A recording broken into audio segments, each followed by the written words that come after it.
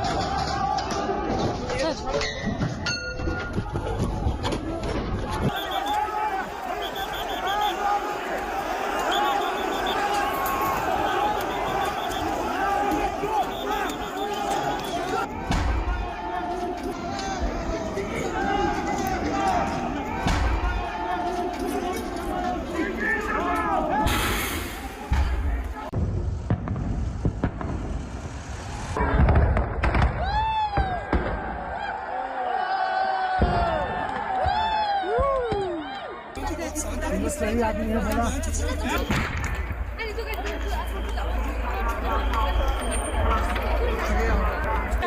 ये देखिए पत्थर से ये देखिए, हम लोग सोचे कि वो लोग खाली वो कर रहा है इसलिए हम लोग कुछ नहीं किए। बोतल के अंदर पत्थर था। नहीं, अभी इन लोग शीशा भी चलाए।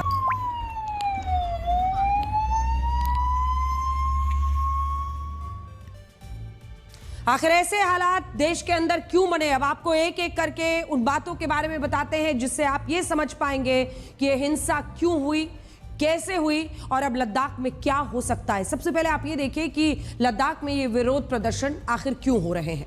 तो इन विरोध प्रदर्शनों की शुरुआत 10 सितंबर को हुई थी। उस वक्त पर्यावरण और सामाजिक कार्यकर्ता सोनम वांगचुक के नेतृत्व में कुछ लोगों ने अपनी 4 प्रमुख मांगों को लेकर भूख हड़ताल का ऐलान किया था। ये 4 मांगे क्या थी?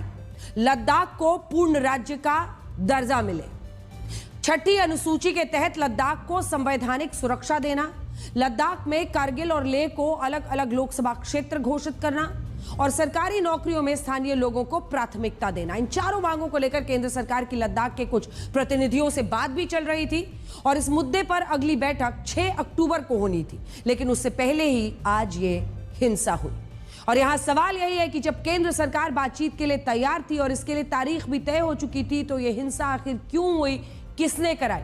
हालांकि सोनम वांगचुक और उनके समर्थकों का आरोप है कि केंद्र सरकार लद्दाख को 6ठी अनुसूची के तहत संवैधानिक सुरक्षा नहीं देना चाहती, जिसके कारण आज लद्दाख के युवाओं को इस तरह का आक्रोश दिखाना पड़ा।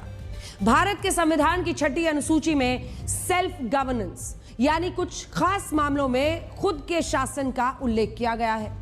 इसमें लिखा है कि उत्तर पूर्व के असम, मेघालय, त्रिपुरा, मिजोरम के जनजातीय इलाकों में सेल्फ गवर्नेंस के लिए ऑटोनॉमस डिस्ट्रिक्ट काउंसिल्स यानी एक तरह की स्वतंत्र जिला परिषद बनाई जा सकती है।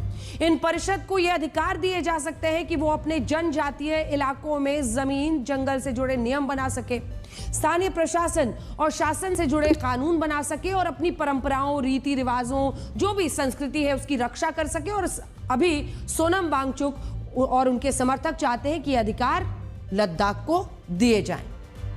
और इसके पीछे वो ये तर्क देते हैं कि लद्दाख में अनुसूचित जनजाति की आबादी लगभग 97% है, जिसमें लेह में 66.8%, नुब्रा जहां पर 73.35%, खालसी में 97% के आसपास, साकू में 89%, करगिल में 83% और जांस्कर में 99% आबादी अनुसूचित जनजाति की है। पूरा लिस्ट आपके सामने स्क्रीन पर है।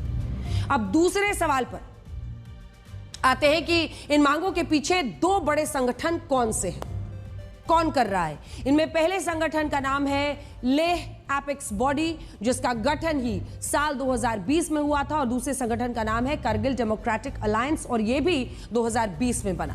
और सोनम वांगचुक अभी लेह एपेक्स बॉडी के सदस्य हैं। इसके अलावा ये दोनों संगठन साल 2020 से साथ हैं और इन्हीं दोनों संगठनों के प्रतिनिधियों ने केंद्र सरकार के साथ बातचीत की थी।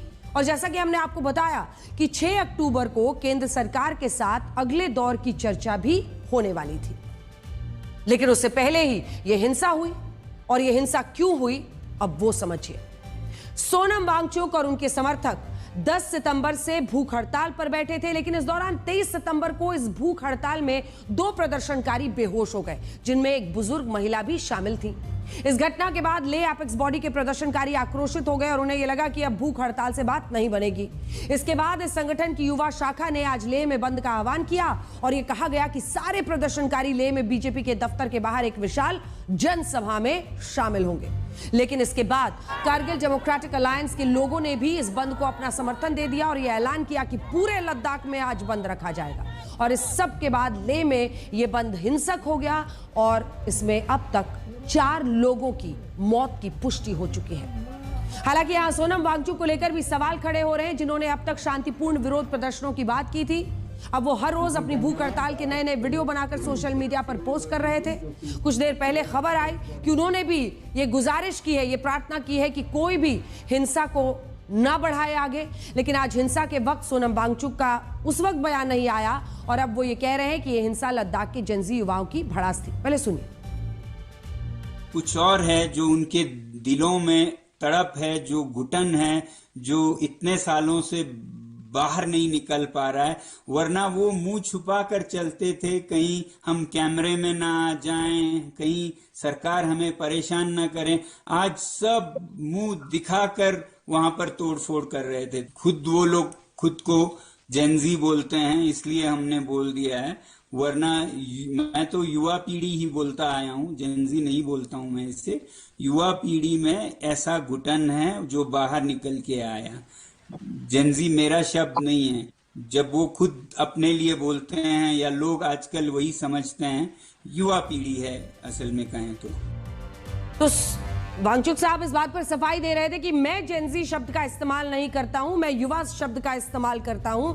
बाद में उन्होंने ये अपील भी की कि शांति बनाकर रखी जाए, लेकिन पहले ऐसे के वीडियोस रोज आ रहे थे। मैं आपको बड़ी स्क्रीन पर यह दिखाती हूं कि बीजेपी आईटी सेल के हेड अमित मालवीय ने इस हिंसा को लेकर कांग्रेस पर क्या आरोप लगाए हैं, क्योंकि ये बहुत अहमियत रखता है। यहीं से पूरे मामले में एक नया ट्विस्ट आ रहा है। अमित मालवीय ने इस शख्स की फोटो डाली है। सबसे पहले जूम इन करके इस शख्स की तस्वीर दिखाइए जो यहां पर है। ये शख्स है जिसके बारे में अमित मालवीय ने, यहां पर ये शख्स जो दिखाई दे रहे हैं, जिन्होंने मास्क पहना हुआ है, ये देखिए मास्क पहनकर, और ये उनकी तस्वीर है। और अब आइए आपको दिखाते हैं क्योंकि एक्स पर पोस्ट में अमित मालवीय ने लिखा है, आप पढ़ सकते हैं इसे। अमित मालवीय ने क्या लिखा है? उन्होंने ये कहा है कि लद्दाख में दंगा कर रहा ये व्यक्ति अपर लेह वार्ड का कांग्रेस पार्षद है, जिसकी फोटो हमने आपको दिखाई। अमित मालवीय का ये दावा है कि ये अपर लेह वार्ड का कांग्रेस पार्षद है। फुटसोंग स्टैंजन सेपाग है उनका नाम बताया है उन्होंने, जो ऊपर में सबसे ऊपर आपको इंग्लिश में भी दिख रहा है, फुटसोंग स्टैंजन सेपाग, कांग्रेस काउंसिलर फॉर अपर ले वार्ड। उसे भीड़ को उकसाते और भाजपा कार्यालय और हिल काउंसिल को निशाना बनाकर की गई हिंसा में शामिल होते साफ देखा जा सकता है। क्या राहुल गांधी इसी तरह की अशांति की कल्पना कर रहे हैं? यानी बीजेपी ने गंभीर सवाल उठा दिए, क्या इस तरह से नेपाल को देखने के बाद हिंसक आंदोलन भारत में उकसाने की कोशिश हो रही है? और वो सीधे सीधे कांग्रेस पार्टी के काउंसलर पर यह आरोप लगा रहे हैं। कुछ तस्वीरों और वीडियो भी जारी किए गए हैं और यह आरोप लगाया गया है कि इन तस्वीरों में ये जो शख्स दिख रहा है ये ऊपर ले वार्ड का कांग्रेस पार्षद है। और आप एक बार इस वीडियो को देखिए, उसके बाद हम आगे बताएंगे।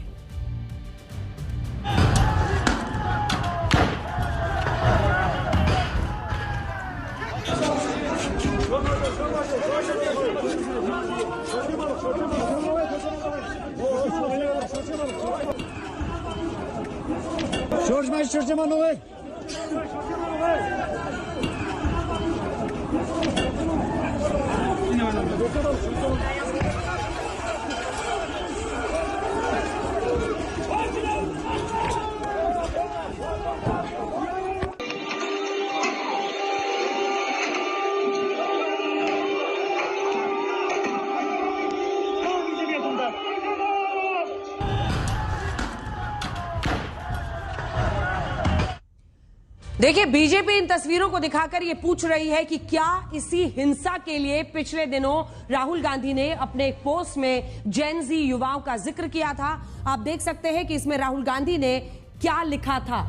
देश के युवा, देश के स्टूडेंट्स, देश की जेन जी संविधान को बचाएंगे, लोकतंत्र की रक्षा करेंगे, वोट चोरी को रोकेंगे, मैं उनके साथ हमेशा खड़ा हूं, जय हिंद। जिसको लेकर बीजेपी ने सीधा आरोप लगाया था और यह दावा किया था कि नेपाल में जैसे जेन जी आंदोलन के नाम से फैला था, जानबूझकर जेन जी शब्द का इस्तेमाल करके एक हिंसक आंदोलन को उकसाने की कोशिश राहुल गांधी कर रहे हैं। ये बीजेपी उन पर आरोप लगा रही है। इन आरोपों पर अब तक कांग्रेस की तरफ से कोई स्पष्टीकरण नहीं आया और जैसे ही इस पर कांग्रेस का कोई जवाब आएगा हम आपको जरूर दिखाएंगे, क्योंकि कांग्रेस पार्टी के जितने भी नेता इस मुद्दे पर सामने आए उन्होंने यही कहा कि अगर युवाओं में अपने देश के लिए जज्बा उठा रहे हैं राहुल गांधी, तो इसमें क्या गलत है? अगर वो जेनजी शब्द का इस्तेमाल कर रहे हैं, वो तो युवा भी लिख रहे हैं, छात्र। वही अम्ब्रेला जो कवर था वो देने की कोशिश कांग्रेस पार्टी की तरफ से जरूर हुई, लेकिन जेनजी नेपाल कनेक्शन, इस पर क्या जवाब है? हम आपको यहां यह भी बताना चाहते हैं कि 3 लाख की आबादी वाले लद्दाख में लगभग 23% युवा यानी 70,000 युवा जेनजी हैं, जिनकी उम्र 13 से 28 साल है। और अभी कहा जा रहा है कि इन्हीं जेनजी युवाओं ने यह हिंसक आंदोलन आज किया है।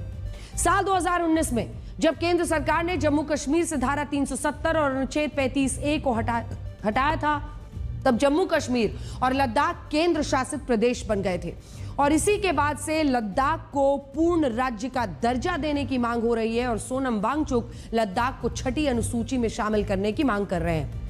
हालांकि हमें लगता है कि लद्दाख भारत के लिए काफी संवेदनशील है और यहां 1597 किलोमीटर लंबी LAC चीन से लगती है और ऐसे में लद्दाख में इस तरह का कोई भी विरोध प्रदर्शन और हिंसा भारत के लिए सही नहीं है। अगर इस हिंसा के पीछे कोई साजिश है, इन युवाओं को भड़काया जा रहा है, उकसाया गया है, तो ये और भी बड़ा और गंभीर मामला हो जाता है। अब हम अगली खबर का रुख कर रहे हैं। हम आपको आज का दूसरा सबसे बड़ा विश्लेषण दिखाएंगे और आपको यह बताएंगे कि तुर्की के राष्ट्रपति रेसेप ताइयप एर्दोआन बार बार कश्मीर का मुद्दा क्यों उठाते हैं। इस बार भी उन्होंने संयुक्त राष्ट्र की महासभा में यह कहा है कि कश्मीर मुद्दे का समाधान UN के प्रस्तावों के तहत होना चाहिए, न लेना न देना। बेगानी शादी में अब्दुल्ला दीवाना हुआ जा रहा है, तुर्की के राष्ट्रपति एर्दोआन दीवाना हुए जा रहे हैं और वो ये भी कह रहे हैं कि आतंकवाद पर रोकथाम के लिए भारत और पाकिस्तान के बीच सहयोग जरूरी है।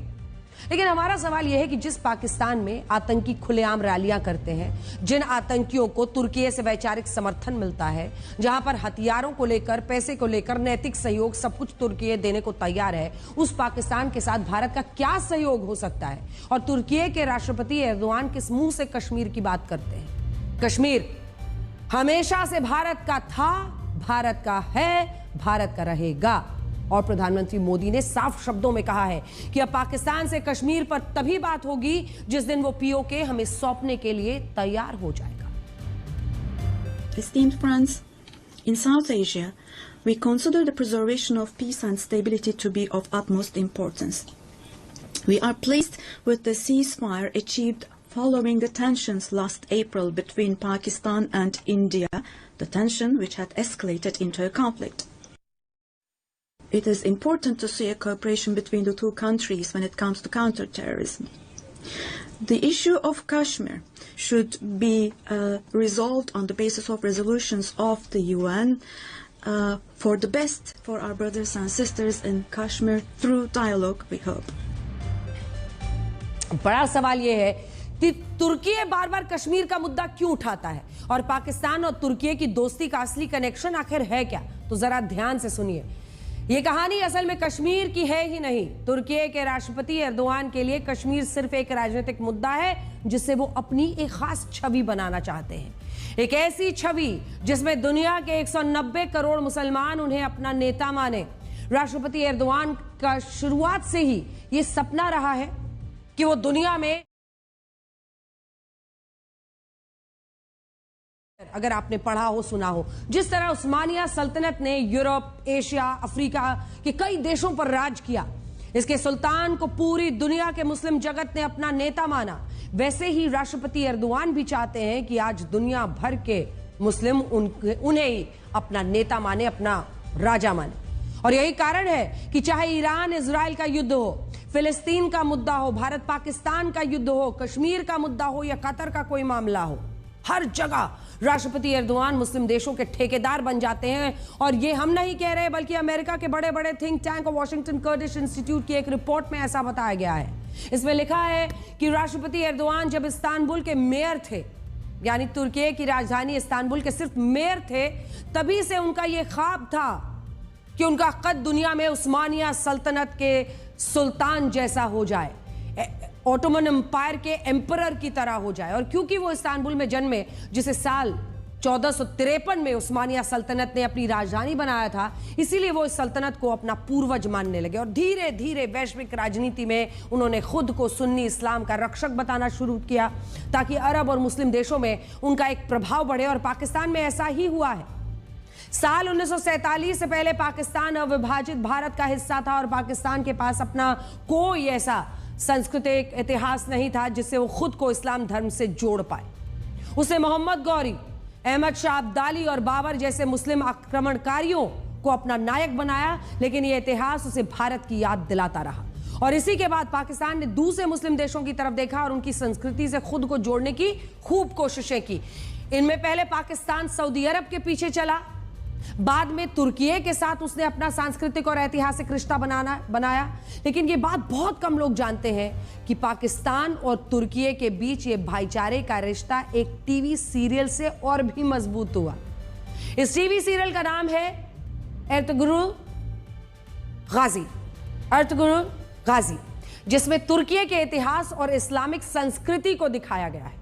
साल 2014 से 2019 के बीच जब यह टीवी सीरीज आया, तब पाकिस्तान में इसकी लोकप्रियता तुर्की से भी कई गुना ज्यादा रही।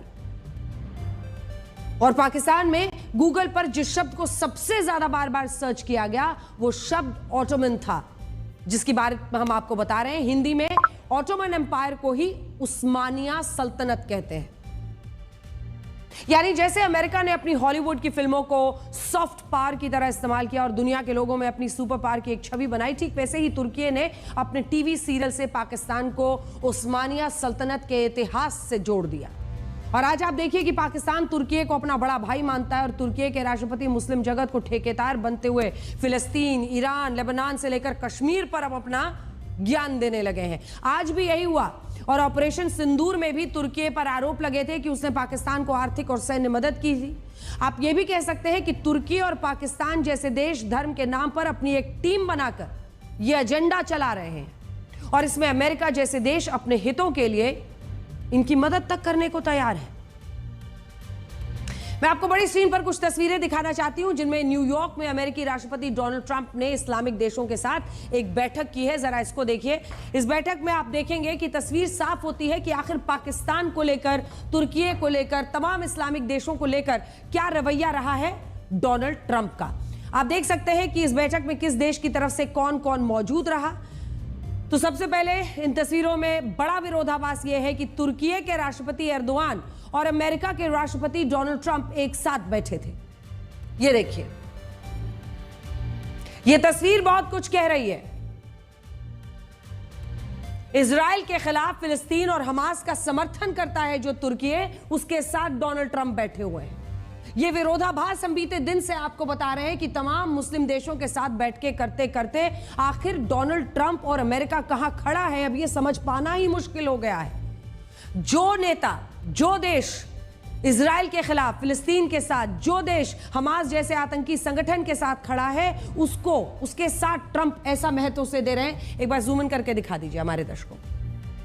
ये देखिए, ये सामने वाली तस्वीर जिसमें तुर्की, यूनाइटेड स्टेट्स एक साथ बैठे हैं। इधर आपको यूनाइटेड अरब एमिरेट्स, इंडोनेशिया, तमाम अन्य देश जो सऊदी अरब, ये तमाम देश हैं, ये साइड में बैठे हुए हैं। लेकिन शहबाज शरीफ के साथ किसने तशरीफ रखी हुई है? डोनाल्ड ट्रंप ने। और अमेरिका वो देश है जो इजराइल और का नेचुरल एलाय है और राष्ट्रपति ट्रंप कहते हैं कि वो इजराइल का साथ कभी नहीं छोड़ेंगे और हमास को गाजा से बाहर जाना होगा। सोचिए इस हिपोक्रेसी को क्या नाम दे और इस बैठक का क्या मतलब निकाला जाए। वैसे आज इन तस्वीरों की भी काफी चर्चा हो रही है जिसमें पाकिस्तान के प्रधानमंत्री शहबाज शरीफ ने राष्ट्रपति डोनाल्ड ट्रंप के साथ अपना वीडियो बनवाने के लिए उनका हाथ पकड़ लिया और यह दिखाने की कोशिश की कि राष्ट्रपति ट्रंप तो उन्हें बहुत सम्मान देते हैं और शहबाज शरीफ और राष्ट्रपति ट्रंप के बीच बराबर की दोस्ती है। ऑकवर्ड हैंडशेक इसे कहा जा रहा है। जी हाँ, हकीकत यह है कि दुनिया इसे ऑकवर्ड हैंडशेक कह रही है, जिसका मतलब होता है ऐसे हाथ मिलाना जिसमें दोनों नेता असहज महसूस करें और जो थोड़ा गड़बड़ या अजीब लगे। खुद देखिए इस वीडियो को पहले।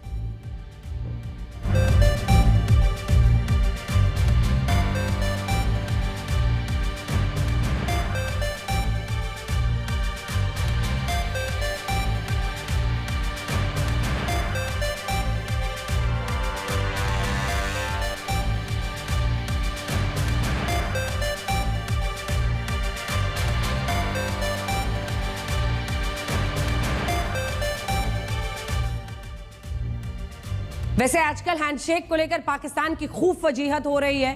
पहले एशिया कप में भारत के खिलाड़ियों ने हाथ मिलाने से इनकार किया तो पाकिस्तान की काफी उस वक्त बेइज्जती हुई और अब प्रधानमंत्री शहबाज शरीफ ने जबरदस्ती राष्ट्रपति ट्रंप से हाथ मिलाने की कोशिश की है तो फिर से पाकिस्तान की फजीहत हो रही है। आइए आपको दिखाते हैं ये दो तस्वीरें। एशिया कप में भारतीय टीम ने हाथ नहीं मिलाया तो रोने धोने लगे आईसीसी के सामने और इधर शहबाज शरीफ जाकर हाथ मिलाने के लिए, जबरन हाथ मिलाने के लिए, डोनाल्ड ट्रंप के साथ एक वीडियो बनवाने के लिए, क्योंकि इतनी फजीहत पिछली बार हुई थी जब तमाम नेता प्रधानमंत्री नरेंद्र मोदी के साथ आगे निकल गए थे एससीओ की बैठक में और शहबाज शरीफ बिल्कुल गार्ड की तरह, एक वेटर की तरह साइड में खड़े रह गए थे। तो इस बार उन्होंने सोचा कि मौका मिला है, हाथ मिला लो, वीडियो बन जाएगा, देश में फैला देंगे, कह देंगे हमारी भी इज्जत है, बूट पॉलिश पीएम की भी इज्जत है। वैसे शहबाज शरीफ को दिखास और छपास दोनों की बहुत पुरानी बीमारी है। इसी महीने की 3 तारीख को जब चाइना में विक्ट्री डे परेड हुई थी, हमने आपको दिखाया था ना कैसे पीछे थे, धक्का मुक्की करके जब देखा उन्होंने कि ये तमाम नेता आगे हैं तो वहां पर पहुंच गए, कैमरा फ्रेम में आ ही गए थे। और सऊदी अरब के दौरे को लेकर भी पाकिस्तान के मीडिया ने बड़ी बड़ी डींगे हाकी थी और ये कहा था कि सऊदी अरब ने पहली बार किसी देश के प्रधानमंत्री को 21 तोपों की सलामी दी है और उनके विमान को अपने फाइटर जेट से एस्कॉर्ट किया है, जबकि ये सच नहीं था। इससे पहले कब का भारत के प्रधानमंत्री नरेंद्र मोदी के विमान को भी सऊदी अरब में एस्कॉर्ट किया गया था। 21 तोपों की सलामी कब की मिल चुकी थी।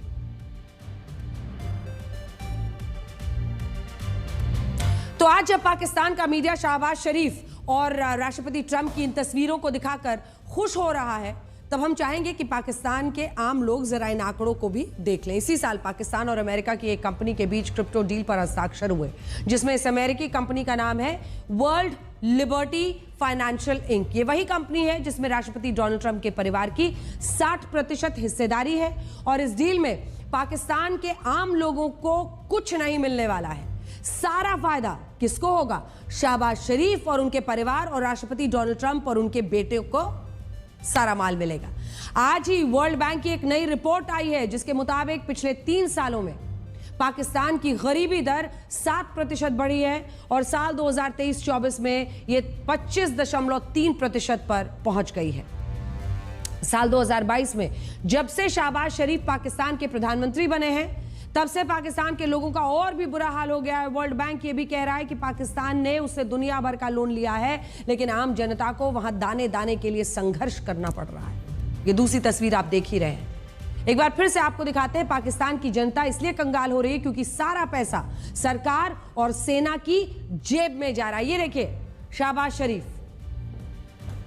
ये तस्वीर जिसमें आप देखेंगे शहबाज शरीफ की जो कंपनी है, संपत्ति है, कितनी है?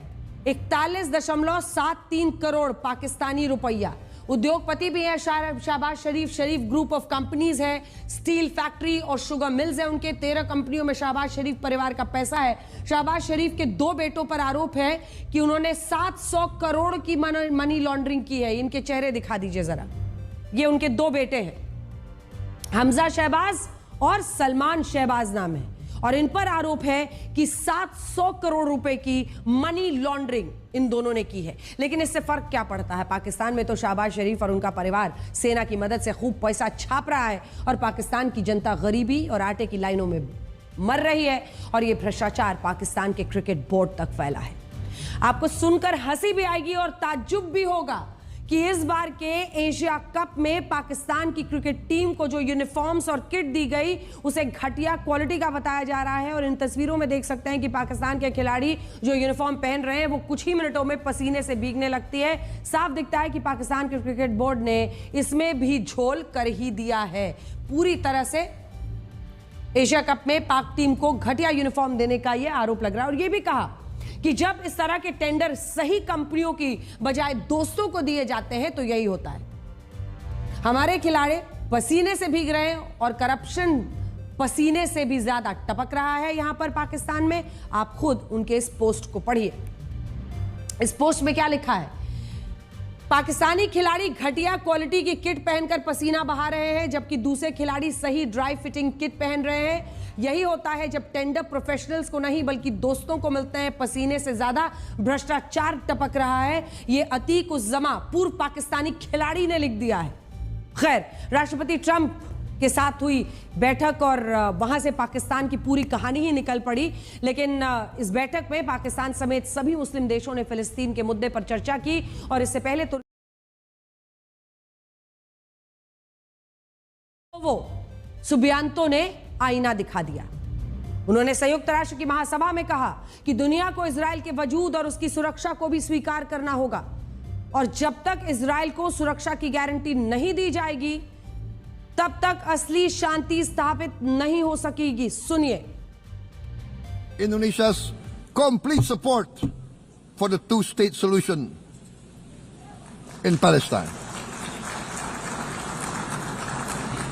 We must have an independent Palestine, but we must also recognize, we must also respect, and we must also guarantee the safety and security of Israel. Only then we can have real peace, and no longer hate and no longer suspicion.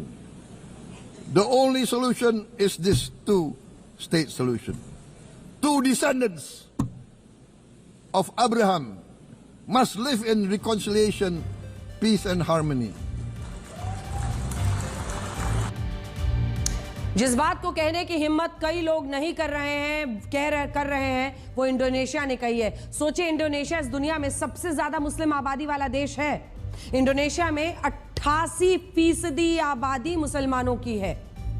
जो पाकिस्तान धर्म के नाम पर दिन रात जहर घोलने का काम करता है, आतंकवाद की फैक्ट्री चलाता है, उससे ज्यादा मुसलमान इंडोनेशिया में रहते हैं। लेकिन इसके बावजूद इंडोनेशिया इस बात को समझता है कि दुनिया सिर्फ एक धर्म से नहीं चल सकती और यहां बाकी धर्मों की सुरक्षा को भी सुनिश्चित करना ही होगा। एक जमाने में इंडोनेशिया में बहुसंख्यक आबादी हिंदू और बौद्ध धर्म के लोगों की होती थी और दक्षिण भारत के चोल राजवंश का प्रभाव इंडोनेशिया के सुमात्रा तक था। लेकिन इसके बाद इंडोनेशिया में इस्लाम धर्म का विस्तार हुआ। धीरे धीरे यह देश दुनिया की सबसे बड़ी मुस्लिम आबादी वाला देश बन गया और यह भी कहा जाने लगा कि इंडोनेशिया में एक ऐसी पवित्र गुफा है जिसमें सऊदी अरब के मक्का जाने का गुप्त मार्ग छिपा है। बड़ी बात यह है कि इंडोनेशिया की आबादी और वहां के लोगों का धर्म बदला, लेकिन उसकी संस्कृति में हिंदू और बौद्ध धर्म की झलक हमेशा देखी गई। और आप संयुक्त राष्ट्र में उनका ये भाषण सुनिए जिसमें उन्होंने इस्लाम धर्म के अभिवादन के साथ ओम शांति ओम और नमो बुद्धाय भी कहा। सुनिए। Arabs, Jews, Muslims, Christians, Hindus, Buddhists, all religions, we must live as one human family. Thank you. Wassalamualaikum warahmatullahi wabarakatuh.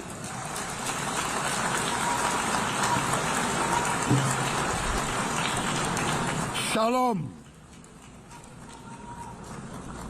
Om Santi, Santi, Santi Om. Namo Buddhaya. Thank you very much. May God bless us all. May peace be upon us. Thank you very much.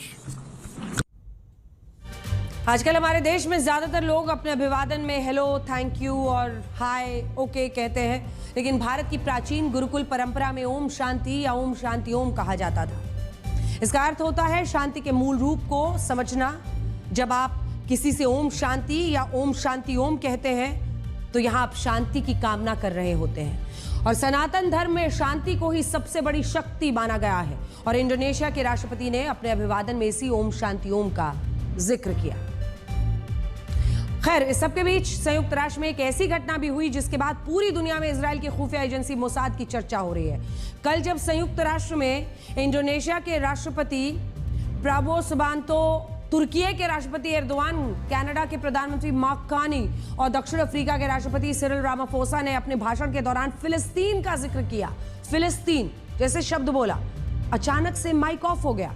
और अब इन घटनाओं को लेकर यह कहा जा रहा है कि क्या इसके पीछे इजराइल की खुफिया एजेंसी मोसाद का हाथ है। वैसे भी इजराइल को फिलिस्तीन पर इतना समर्थन मंजूर नहीं होगा।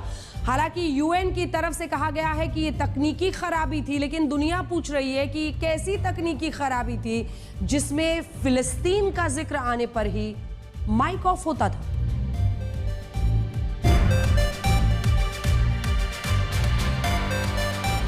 We are ready to take our part in this journey towards peace. We are willing to provide peacekeeping forces.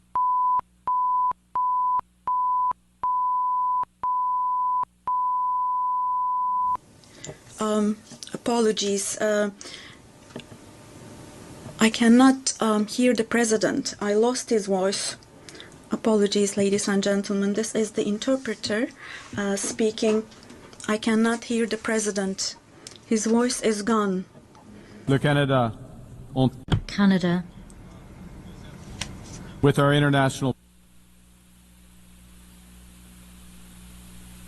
the much-awaited state of Palestine by 142 nations. The speaker's microphone has been cut off.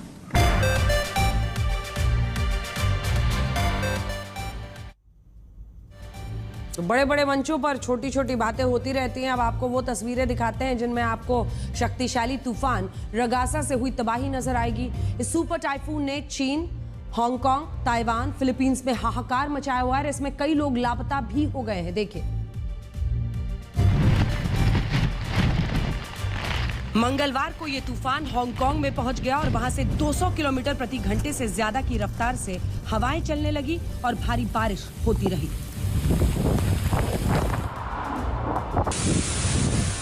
Hong Kong मौसम विभाग ने 4 metre ऊंची समुद्री लहरें उठने की चेतावनी जारी की है।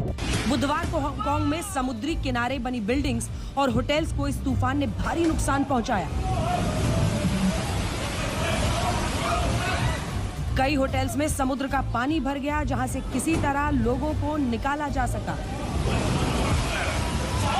तूफान की वजह से सैकड़ों हवाई उड़ानें रद्द करनी पड़ी।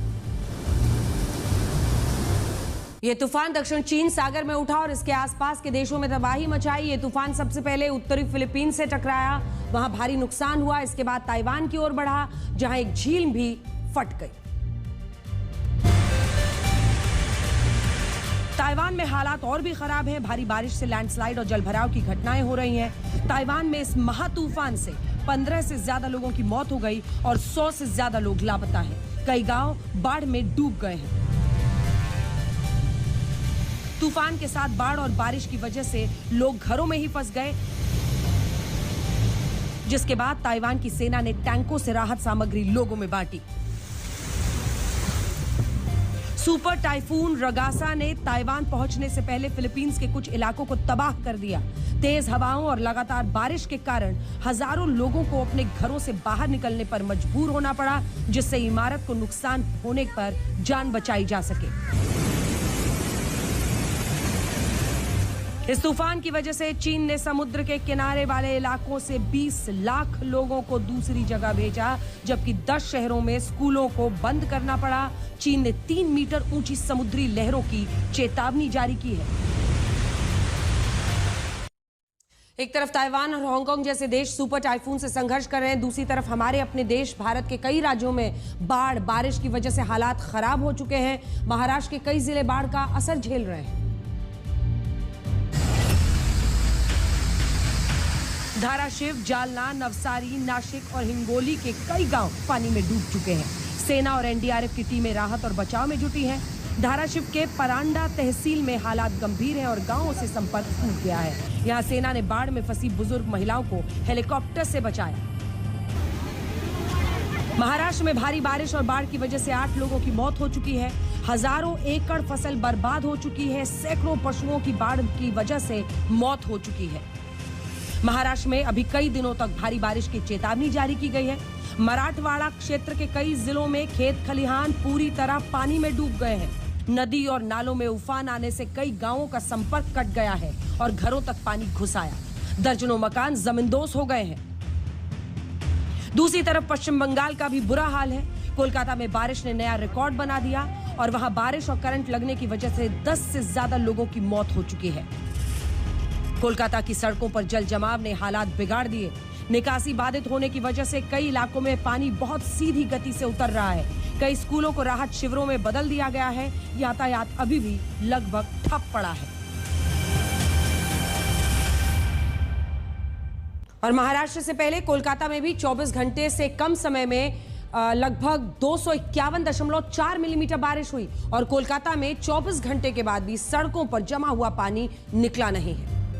खैर, आगे बढ़ते हैं। आपको उत्तराखंड के सबऑर्डिनेट सर्विस सिलेक्शन कमीशन की परीक्षा में हुई पेपर चोरी के बारे में बताते हैं। ये परीक्षा 21 सितंबर को हुई, जिसका क्वेश्चन पेपर लीक हो गया और इसके बाद से छात्र सड़कों पर उतर आए।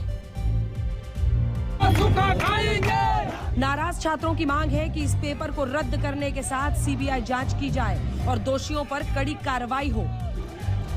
उत्तराखंड के अलग अलग शहरों में छात्र सड़कों पर हैं। नाराजगी इस बात की है कि हर बार उनकी मेहनत के साथ अन्याय होता है। देहरादून में पिछले 3 दिन से नाराज छात्र परेड ग्राउंड में धरने पर बैठे हैं।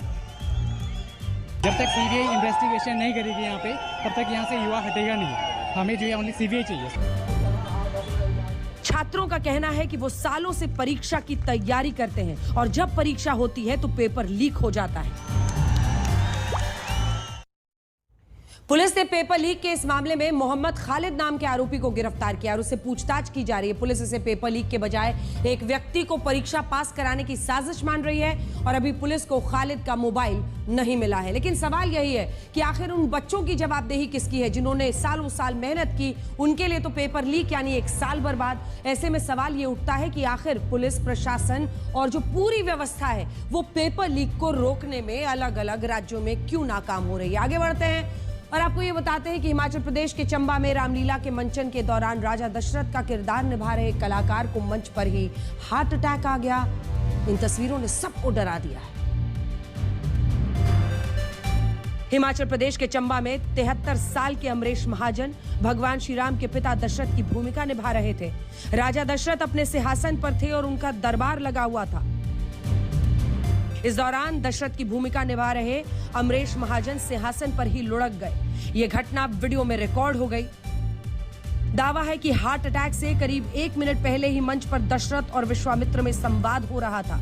इसमें श्री राम और लक्ष्मण को लेने आए विश्वामित्र पूछते हैं, राजा दशरथ, आप मेरे लिए क्या कर सकते हैं? इस पर दशरथ ने हंसते हुए कहा, आपके लिए प्राण भी न्योछावर कर दूंगा।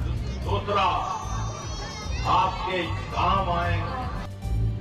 इसके कुछ क्षण बाद ही दशरथ का किरदार निभा रहे अमरेश महाजन अचेत हो गए। अस्पताल में उन्हें मृत घोषित कर दिया गया। वो रामलीला में करीब 40 सालों से राजा दशरथ की भूमिका निभा रहे थे।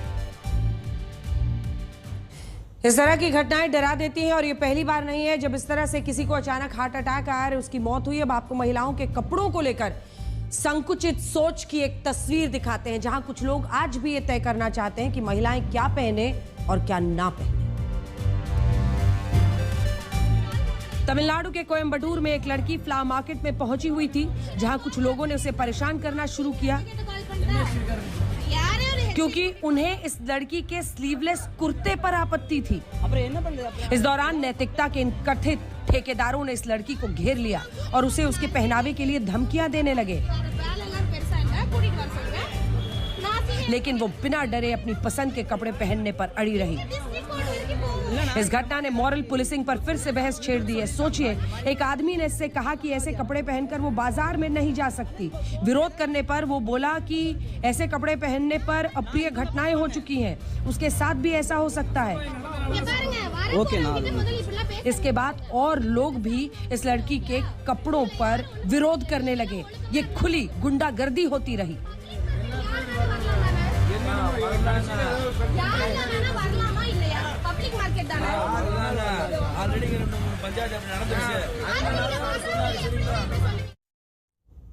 शर्मनाक ही है।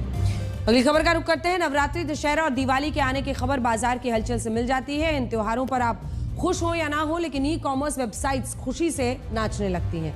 त्योहारों के आने से पहले ही वेबसाइट्स ऐसा माहौल बनाती हैं कि जैसे अपना सारा सामान फ्री में बांट रहे हैं। डिस्काउंटेड सामान बेचने के लिए बिग बिलियन डे लेकर आते हैं। तो कई ग्रेट इंडियन शॉपिंग फेस्टिवल। इस बार ई कॉमर्स वेबसाइट में चल रही सेल को सोशल मीडिया पर हंगामा मचा हुआ है। सोशल मीडिया यूजर्स की शिकायत है कि जो सेल है, उस सेल के नाम पर ग्राहकों को ठगा जा रहा है। आरोप यह है कि जब डिस्काउंट का फायदा उठाते हुए वो कोई सामान खरीद रहे हैं तो वो सामान उनके घर नहीं पहुंच रहा। कुछ घंटों में वेबसाइट उनका ऑर्डर कैंसिल कर दे रही है। कुछ एक्स यूजर्स ने ई कॉमर्स वेबसाइट पर खरीदारी का स्क्रीनशॉट शेयर किया, जिसमें दिखाया गया कि उनका ऑर्डर रास्ते में ही कैंसिल कर दिया गया, जबकि वो सामान डिलीवरी के लिए भेजा जा चुका था। वजह पूछने पर उन्हें यह बताया गया कि किसी विशेष कारणों से ऑर्डर कैंसिल किया गया है। कुछ एक्स यूजर्स ये भी आरोप लगा रहे हैं कि ई कॉमर्स वेबसाइट्स ग्राहकों को झूठे विज्ञापन देकर फंसा रही हैं। एक यूजर ने आईफोन 16 के सेल वाले विज्ञापन का प्राइस दिखाते हुए सामान की असली कीमत दिखाई। इसमें करीब 18,000 रुपए का अंतर है। सेल में सेल में कीमत कम दिखाई गई, जबकि वेबसाइट पर कीमत ज्यादा है। हमने भी ये टेस्ट किया। हमने ई कॉमर्स वेबसाइट के सेल वाले विज्ञापन में आईफोन 16 प्रो की कीमत देखी, जो थी करीब 72,999 रुपए। लेकिन जब हमने इस पर क्लिक किया और खरीदने के लिए आगे बढ़े तो इस मोबाइल फोन की कीमत हो गई 1,19,000 रुपए, जो करीब 50,000 रुपए ज्यादा थी। कुछ लोग ये भी कह सकते हैं कि विज्ञापन में जो कीमत थी उसके आगे टर्म्स एंड कंडीशंस लागू था, लेकिन टर्म एंड कंडीशन के नाम पर 5 रुपए 50 रुपए नहीं है, सीधा 50,000 रुपए का अंतर ग्राहकों को हजम नहीं हो रहा है। ई कॉमर्स वेबसाइट पर सेल में सस्ता सामान खरीदने आए ग्राहक खुद को ठगा हुआ महसूस कर रहे हैं, क्योंकि विज्ञापनों में सामान को जितना सस्ता होने का दावा किया गया था, असलियत में कीमत उससे कहीं ज्यादा थी। बहुत सारे खरीदारों की एक और शिकायत है जिसके बारे में बहुत कम चर्चा हो रही है। शिकायत यह है कि ये कंपनियां सामान के बिल में कई तरह के फिजूल चार्जेस जोड़कर अवैध वसूली कर रही हैं। आप ये वाला बिल देखिए जो हम आपको दिखा रहे हैं। इसमें सामान की असली कीमत के अलावा कई तरह के चार्जेस जोड़े हैं। असली कीमत है 14,999 रुपए, लेकिन इसके अलावा इसमें ऑफर हैंडलिंग फी, पेमेंट हैंडलिंग फी, प्रोटेक्शन प्रॉमिस फी के नाम पर 206 रुपए ज्यादा लिए। ये किस तरह की फीस है वो कोई नहीं जानता। ये क्यों ली जा रही है इसके बारे में कंपनियां नहीं बताती। सोचिए, ग्राहकों से अवैध वसूली का ये तरीका निकाल लिया गया है। हमने बीते दिन भी आपको दिखाया था कि कैसे ग्राहक जागो ग्राहक, आज तमाम ग्राहकों को जागने के लिए पूरे देश में एक मुहिम चल पड़ी है। और अगर जीएसटी में भी जो नई छूट दी गई है, रियायत दी गई है, उस पर आपको नहीं दिया जाता तो आप शिकायत कर सकते हैं। सिर्फ यही नहीं, देखिए एक और आपको दिखाते हैं। कैश ऑन डिलीवरी के नाम पर अलग से हैंडलिंग फी ली जा रही है। एक बिल में तो ई कॉमर्स वेबसाइट ने प्लेटफॉर्म फीस, यानी उनके यहां से सामान खरीदने की फीस अलग से ली, प्लेटफॉर्म फी। और इसके अलावा उन्होंने रेन फी के तौर पर 10 रुपए अलग से लिए, यानी बारिश होने के नाम पर भी वसूली चल रही है। ई कॉमर्स वेबसाइट ग्राहकों से सामान खरीदने के नाम पर, सामान घर तक सुरक्षित पहुंचाने के नाम पर, बारिश हुई तो उसके नाम पर अलग अलग तरीके से वसूली पर उतारू है सरकार। इस पर क्या कदम उठाएगी, इसका हमें इंतजार रहे। और इसी के साथ ब्लैक एंड व्हाइट में आज के लिए इतना ही। कल रात 9 बजे आपसे फिर होगी मुलाकात। तब तक आप खुश रहिए, सुरक्षित रहिए, स्वस्थ रहिए और सतर्क रहें। आपके बारे में 10% जानने वाले लोग दुनिया को 100% बता रहे होते हैं। नमस्कार।